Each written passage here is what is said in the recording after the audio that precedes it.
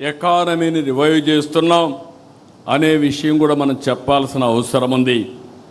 ఆ రోజు మన గవర్నమెంట్లో సమాచారం లేదు.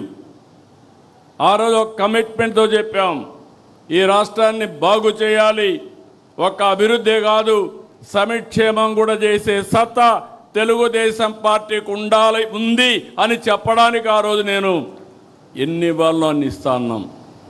కానీ నాలుగోసారి ముఖ్యమంత్రి మీరు గుర్తుపెట్టుకోవాలి, ఎంత లోతుకు పోతే అంత భయంకరమైన పరిస్థితి. మాట ఇచ్చాం, నిలబెట్టుకోవాలి. అభివృద్ధికి నిధులు వస్తాయి కానీ సంక్షేమానికి మాత్రం మన వనరులే మనం ఖర్చు పెట్టుకోవాల్సిన అవసరం ఉంది.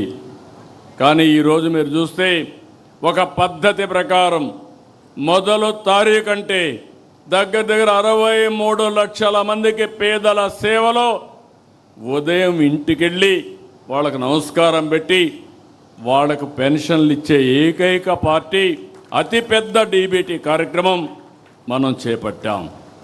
ఈ విషయాల్లో మీ అందరిలో క్లారిటీ ఉండాల్సిన అవసరం ఉంది. భారతదేశంలో ఉండే బెస్ట్ పాలసీస్ అన్నీ కూడా అడాప్ట్ చేశాం.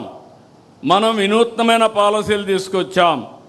ప్రపంచంలో ఉండే బెస్ట్ పాలసీస్ని అక్కడుండే కెపాసిటీ బిల్డింగ్ అలాంటివన్నీ నేర్చుకోవడానికి మొట్టమొదటిసారిగా సింగపూర్కి 6 మంది మంత్రులను పంపించాం. ఎందుకంటే మనందరం గుర్తుపెట్టుకోవాలి, మనం ఏదో కష్టపడడం కాదు, తెలివితేటలతో కష్టపడాలి. ఎక్కడ బెస్ట్ పాలసీస్ ఉంటే అవన్నీ తీసుకురావాలని చెప్పి ముందుకు పోయాం.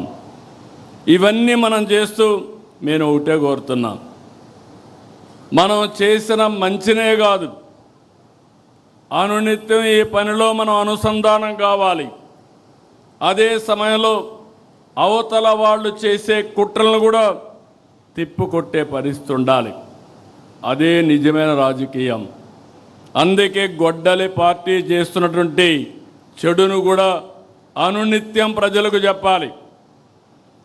అధికారంలో ఉండగా రాష్ట్రాన్ని పూర్తిగా నాశనం చేశారు.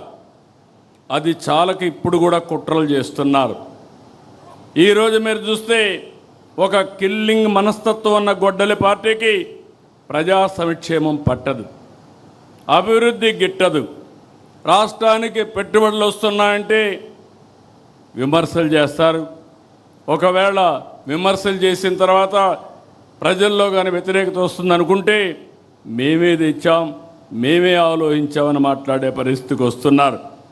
ఇంకో పక్కన ఎక్కడన్నా డబ్బులు తేవాలంటే దానికి కావాలని కంప్లైంట్స్ పెట్టి అడ్డు పెట్టే ప్రయత్నం చేస్తున్నారు. ఇంకొక పక్కన మనం చేసే అభివృద్ధి చూస్తే దేశంలో మొట్టమొదటిసారిగా 25-26లో 25.3% పెట్టుబడులు ఆంధ్రప్రదేశ్ రాష్ట్రానికి వచ్చాయంటే అది మన మీద ఉండే నమ్మకం. దీంతో వీళ్ళకి ఫ్రస్ట్రేషన్ మొదలైంది. ఎక్కడికక్కడ నిధులు రాకుండా తప్పుడు ఫిర్యాదులు చేయడం, కోర్టులో పిటిషన్లు వేయడం, ఈ కుట్రలకు కుతంత్రాలకు కాలం చెల్లింది. సమర్థవంతంగా ఎదుర్కొనే శక్తి ఎన్డీఏ గవర్నమెంట్కి ఇక్కడ ఉంది.